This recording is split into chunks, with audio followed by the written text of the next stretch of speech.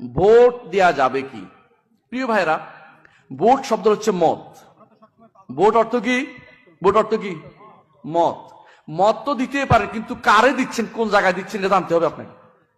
যাকে ভোট দিচ্ছেন সে যদি গুনার কাজটা করে, গুনাটাও নিতে হবে। নিবেন? তাহলে আপনি কেন ভোট দিতে যাবেন? এত বছর হয়ে গেছে, আমি এখন পর্যন্ত ভোট দেওয়ার সুযোগ পাই নাই। আমার ভোটের জন্য কি কিছু আটকে আছে? বিশ্বাস করুন, ইমানদাররা এই ফালতু কাজের মধ্যে সময় নষ্ট করে না। ইমানদার দেখে আমার ভোটে যে যাবে অন্তত সে আবু বকর, ওমর, ওসমানের মতো হয় কিনা একটু দেখি না, তাহলে ভোট দিব, আমি রাজি আছি। এদেরকে যাদেরকে আপনি ভোট দিচ্ছেন, এরা কতটুকু আপনার উপকার করবে একটু চিন্তা করে দেখুন। এদের গুনাটাও আপনি বহন করতে হবে, কারণ গুনার পথটা আপনি রচনা করছেন। এদের ওখানে যাই শিরিক করলে শিরিকের কাজটা আপনাকে করতে হবে।